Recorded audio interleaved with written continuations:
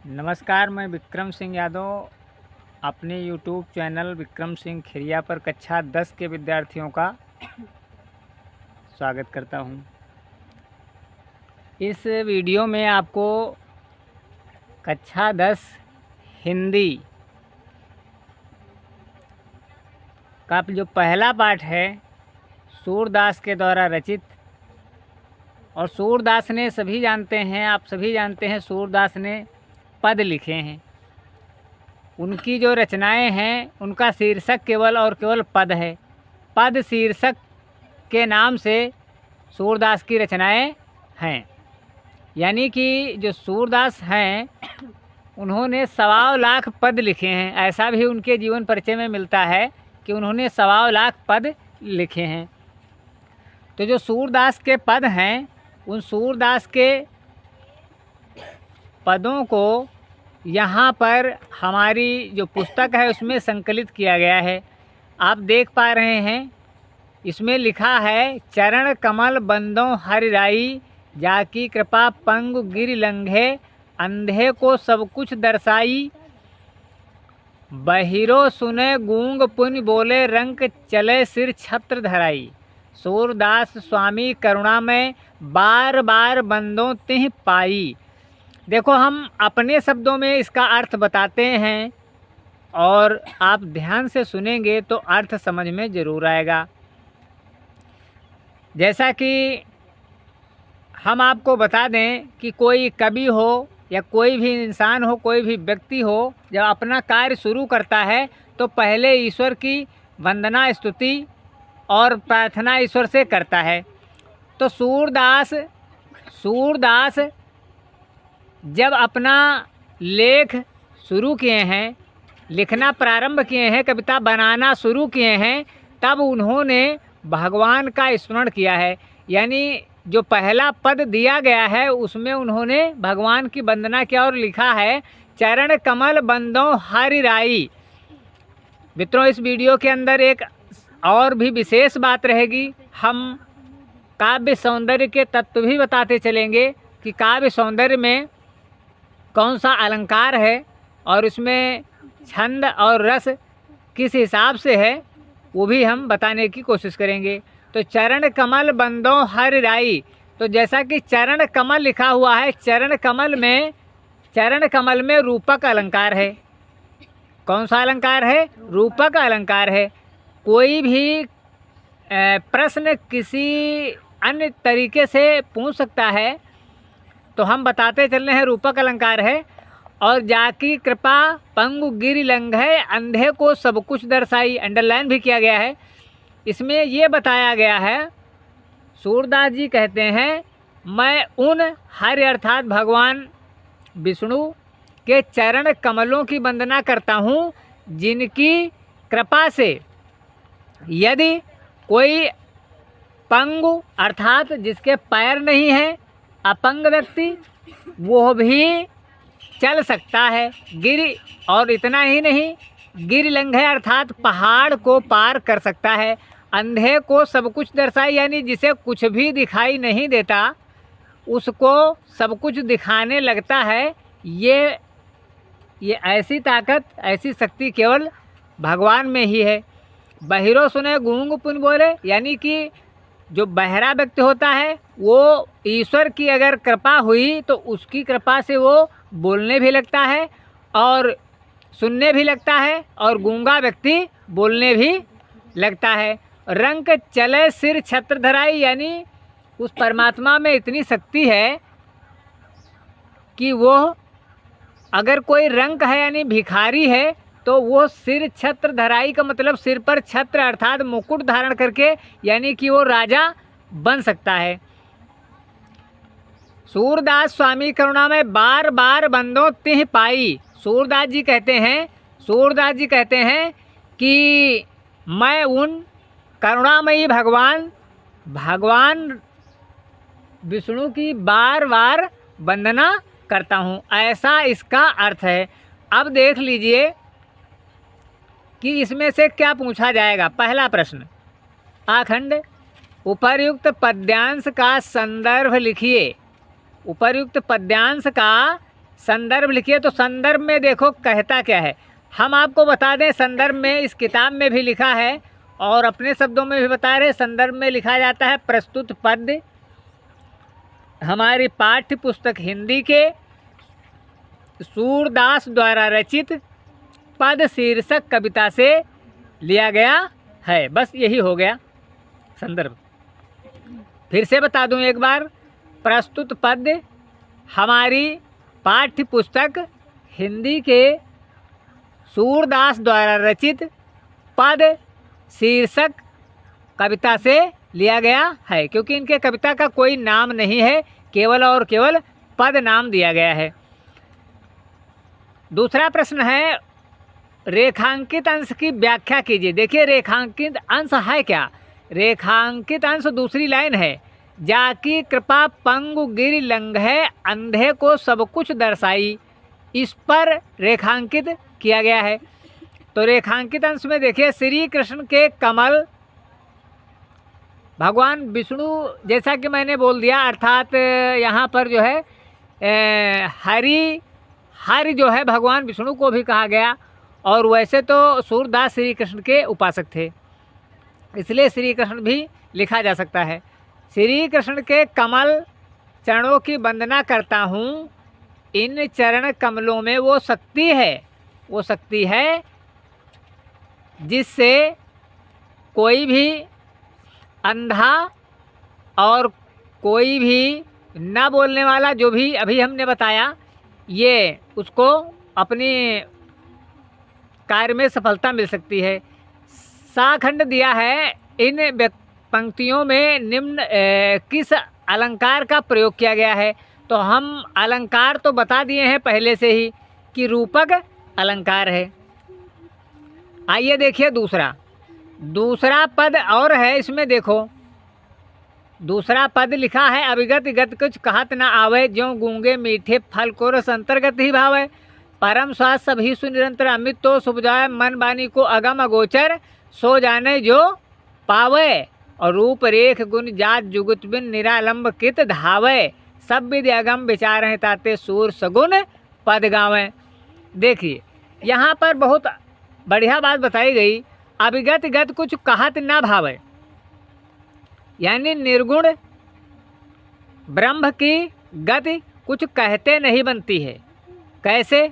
ज्यों गूंगा मीठे फल को रस अंतर्गत ही भावे, जिस गूंगा व्यक्ति होता है जो बोल नहीं पाता है, वो उसको अगर कोई मीठी वस्तु दे दी जाती है और उसके जायके को, उसके स्वाद को वो कह नहीं पाता है, उसी प्रकार से भगवान को जानने वाला व्यक्ति वो मन ही मन उसका अनुभव करता है। तो और देखें क्या लिखा है, परम स्वाद सभी सुनिरंतर अमित तो उपजावे, ये उस गूंगे के विषय में कहा गया है। मन वाणी को अगम अगोचर सो जाने जो पावे, उसका मन और वाणी अगम है, अगोचर, अगम का मतलब जहाँ पर पहुँचा ना जा सके, यानी कि निर्गुण की उपासना करना सूरदास जी कहते हैं। कुल मिलाकर हम एक शब्द में बताना चाहेंगे कि सूरदास जी कहते हैं कि निर्गुण की उपासना सब विधि अगम विचार हैं, यानी अगम का मतलब ये है कि निर्गुण की उपासना करना बहुत कठिन है, अर्थात जिसका कोई रूप नहीं, जिसका कोई रंग नहीं, जिसका कोई आकार नहीं, ऐसे की उपासना करना बहुत बहुत अगम है, सुगम नहीं, अगम है, अर्थात कठिन है। अगम का मतलब है आ उपसर्ग है, गम धातु है, आ उपसर्ग और गम धातु से मिलकर के अगम बना हुआ है। इसका अर्थ होता है जहाँ पर ना जाया जा सके। गम का मतलब जाना, आ लग जाने से अगम विलोम उसका हो गया, जहाँ पर ना पहुँचा जा सके, अर्थात ईश्वर के जिसको हम जानते नहीं उसके विषय में जो है, तो हम बता रहे थे दूसरा पद इसमें, अभिगत गत कुछ कहत ना आवे, यानी सूरदास लास्ट में इस पंक्ति को देखें, सब स्पष्ट रूप से लिखा गया है कि सब विधि अगम विचार हैं ताते सूर सगुन पद गावें, यानी सूरदास जी कहते हैं न उसका रूप है, न गुण है, न जात है, न युक्ति है, ये सब बातें अगर नहीं होंगी तो हम उपासना कैसे करेंगे? किसी की पूजा और उपासना उसके रूप और रंग के बिना नहीं हो सकती है। इसलिए सूरदास जी कहते हैं हम निर्गुण की उपासना नहीं कर सकेंगे, नहीं करेंगे। हमारे लिए सबसे सुटेबल या सबसे उपयुक्त है सगुण की पूजा। इसीलिए लास्ट की जो पंक्ति लिखी है, सब विधि अगम विचार हैं। सूरदास सब हर प्रकार से निर्गुण की उपासना करना अगम समझते हैं। अगम का मतलब कठिन समझते हैं, यानी वहाँ तक नहीं जाया जा सकता है। इसलिए सगुण अर्थात जिसका रूप हो, रंग हो, जिसकी आकृति हो, जिसका कुछ पता जता हो, उसकी पूजा किया जाए, अर्थात श्री कृष्ण की उपासना करने का निर्णय सूरदास ने लिया। ये इस पंक्तियों का अर्थ है। अब क्वेश्चन देख लेते हैं कि कौन से प्रश्न फिलहाल बन रहे हैं। प्रश्न बनता है उपरोक्त पंक्तियों में कवि ने क्या क्या बताना चाहा है। तो ये पंक्तियों में कवि ने सगुण भक्ति की महत्व का उल्लेख किया है। क्या बताना चाहा है कि सगुण भक्ति क्या है, उसके महत्व को बताया है। फिर दूसरा प्रश्न है रेखांकित अंश की व्याख्या कीजिए। देखिए रेखांकित अंश लिखा था, जो अपनी पुस्तकों में देखेंगे, जहाँ पर जो पुस्तकें हैं उन पुस्तकों में देखें तो शायद समझ में आएगा। जो गूंगे मीठे फल को रस अंतर्गत ही भावे, ये लिखा हुआ है। देखिए अंडरलाइन का अर्थ इसमें पूछ रहा है, परीक्षा में आ भी सकता है, क्योंकि पहला पार्ट परीक्षा की दृष्टि से बहुत ही इम्पॉर्टेंट होता है। और क्यों होता है, एक हम लोगों ने किंवदंती बनाई है। जो विद्यार्थी परीक्षा दे रहे हैं नहीं जानते हो तो इस वीडियो में सुन लें। हम लोगों ने किंवदंती बनाई है, कहावत बना दी है, तुलसी सूर कबीर बिहारी इनसे बोर्ड परीक्षा हारी। और हम आप देख रहे हैं कि कौन सा कवि है जिसका हम चर्चा कर रहे हैं, वो कवि हैं सूरदास। तो परीक्षा की दृष्टि से सूरदास का जीवन परिचय या सूरदास के पद इम्पॉर्टेंट माना जाता है, इसलिए इसको ध्यान से ज़रूर सुनेंगे। तो अंडरलाइन कर दिया है कि जाकी ग्यों गूंगे मीठे फल को रस अंतर्गत ही भावे। इसका अर्थ समझिए, निर्गुण भक्ति में क्या आनंद है, निर्गुण भक्ति में क्या आनंद है, ये बताया गया है। यह भी बताया नहीं जा सकता। तो यह तो ऐसा ही है कि किसी गूंगे मनुष्य को मीठे फल खिलाकर उससे उन फलों का स्वाद पूछा जाए। गूंगे मनुष्य को फलों का रस अंदर ही अंदर स्वादिष्ट हो तो अनुभव होता है, परंतु अनुभव करके भी वह इसके स्वाद का वर्णन नहीं कर पाता है। ज्यों गूंगे मीठे फल को रस अंतर्गत ही भावे, इसका मतलब ये है कि निर्गुण भक्ति का आनंद ऐसा है कि गूंगा व्यक्ति जैसे फल खा ले मीठा, वो किसी से नहीं कह पाता। निर्गुण की भक्ति भी उसी प्रकार से है कि जिसको हम देखते नहीं, आंखें मूंद करके पूजा कर रहे हैं, तो ये गूंगे को फल खिलाने के समान है। सूरदास जी इसमें कहना चाहते हैं। अगला है इन पंक्तियों में किस रस का प्रयोग किया गया है। बहुत ही बढ़िया। इसमें जैसा कि न तो श्रृंगार है, न तो वीर है, न तो करुण है, एक अलग से किताब ने लिख दिया हमारे हिसाब से, तो ये रस हमको तो मिला नहीं है। भक्ति रस इसमें दे दिया। और भक्ति रस जहाँ पर होता है, हम बता दें, भक्ति रस हमारे सिलेबस में शायद नहीं है। तो भक्ति रस जहाँ पर शांत रस होता है, शांत रस है। शांत रस का स्थायी भाव निर्वेद होता है। करुण रस का स्थायी भाव शोक होता है। वीर रस का स्थायी भाव उत्साह होता है। रौद्र रस का स्थायी भाव क्रोध होता है। और विभत्स रस का स्थायी भाव जुगुप्सा होता है। इस प्रकार से ये रस तो हैं, लेकिन ये भक्ति रस हमारे सिलेबस में पढ़ने को अभी नहीं मिला। ऐसा हम अपना निजी अनुभव बता रहे हैं। तो शांत रस को ही भक्ति रस माना गया है शायद। अगला पद है, देख लीजिए, स्पष्ट रूप से दिखाई देता है। अपनी किताब, मैंने बोला जो भी स्टूडेंट ऑफलाइन बैठे हुए हैं, वो अपनी पुस्तक में देखें तभी समझ में आएगा।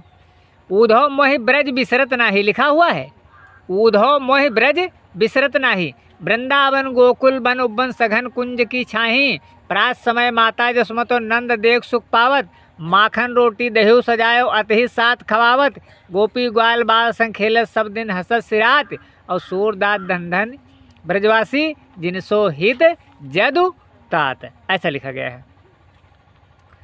ऊधव मोहि ब्रज बिसरत नाही, ये समझ लीजिए कि कहता कौन है। पहले प्रसंग को जानने से, प्रसंग को जान लेने से अर्थ आधे से ज़्यादा क्लियर हो जाता है। ये ऊधव मोहि ब्रज बिसरत नाही, ये कह रहे हैं भगवान श्री कृष्ण। भगवान श्री कृष्ण कह रहे हैं, किससे कह रहे हैं? ऊधव से कह रहे हैं। साफ साफ लिखा हुआ है, ऊधव मोहि ब्रज बिसरत नाही, ऊधव से कह रहे हैं। ऊधव जानते हो कौन थे? ऊधव श्री कृष्ण के मित्र थे। ऊधव कौन थे? श्री कृष्ण के मित्र थे। तो मित्र होने के नाते सारी बातें उनसे बता देते थे, ऊधव से। तो ऊधव से कह रहे हैं श्री कृष्ण कि मोहि ब्रज बिसरत नहीं, बिसरत माने भूलता नहीं है। क्यों नहीं भूलता है? इतनी सेवा वहाँ पर हो गई थी ब्रज में, किसकी? भगवान श्री कृष्ण की। अब वहाँ मथुरा को गए हैं गोकुल से, तो उनको ब्रज भूलता नहीं है। ये बात इसमें सूरदास ने अपनी पद्य रचना में बताया है। तो ऊधव मोहि ब्रज बिसरत नाही, क्या नहीं भूलता है? वृंदावन गोकुल बन उपवन और सघन कुंज की छाही। वृंदावन नहीं भूलता, गोकुल नहीं भूलता, उपवन नहीं भूलता, और कुंज की छाही नहीं भूलती। बहुत अच्छी वहाँ पर छाया थी। और क्या नहीं भूल रहा है? प्रात समय माता जसमत और नंद देख सुख पावत। माता यशोदा और नंद बाबा देखते थे तो वो बहुत खुश हो जाते थे। और माखन रोटी दह्यू सजावत अतहि साथ खवावत, वो हमको माखन रोटी दही ला करके बहुत हित यानी प्रेम के साथ खिलाते थे। और गोपी ग्वाल बाल संग खेलत सब दिन हसत सिरात। सिरात का मतलब बीत जाता था हंसते हंसते। गोपी ग्वाल बालों के बीच में हंसते हंसते सारा दिन व्यतीत हो जाता था। और सूरदास कहते हैं कि धन्य है वो ब्रजवासी जिनसो हित जदु तात, यानी आज वो परमात्मा जिसको माना गया वो भगवान श्री कृष्ण उस गोकुल के लिए परेशान हैं, गोकुल वासियों के लिए परेशान है, उनसे मिलने के लिए परेशान है, ऐसा बताया जाता है पुस्तक में। और यहाँ जो आजकल का इंसान है उन्हीं श्री कृष्ण को ढूंढने के लिए, उन्हीं श्री कृष्ण को ढूंढने के लिए मंदिर को जाता है, अयोध्या जाता है, मथुरा को जाता है, ना जाने कहाँ कहाँ की यात्रा भी करता है।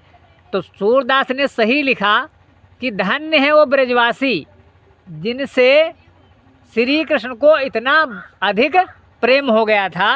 ऐसे ब्रजवासी बहुत धन्य है, वास्तव में धन्य है। क्योंकि आजकल का जो व्यक्ति है वो मंदिर के अंदर पत्थर की मूर्त में जा कर के उनका दीदार करना चाहता है, दर्शन करना चाहता है। तो यहाँ तक जो है समझ में आया। अब इसके प्रश्न पढ़ लेते हैं थोड़ा और सुनो। अंतिम है इस वीडियो का ये हमारा पद, और ये जो अर्थ समझा रहे हैं अंतिम पद है, ध्यान से सुन लीजिए। इन पंक्तियों में श्री कृष्ण को किसकी याद आती है? अभी भी बताया, श्री कृष्ण को किसकी याद आती है? श्री कृष्ण को वृंदावन में गायों के समूह और वन, और किसको? उपवन और घने घने कुंजों की छाया और हर समय याद आती है। एक नया प्रश्न और मिल गया है कि रेखांकित अंश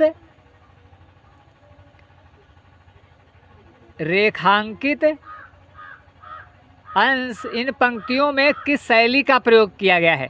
तो देखिए इस पंक्ति में, याद रखना ये क्वेश्चन जरूर, इस पंक्ति में भावात्मक शैली है।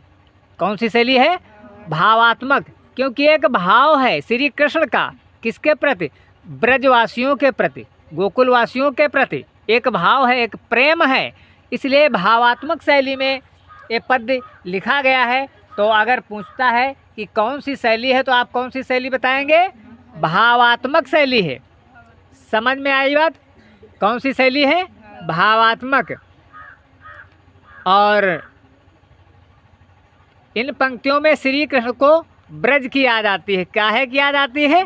ब्रज की याद आती है। ऐसा भी लिख सकते हैं कि ब्रज की याद आती है। रेखांकित अंश की व्याख्या को हम रेखांकित अंश की व्याख्या का भी अर्थ बता दें और इसको बंद कर रहे हैं।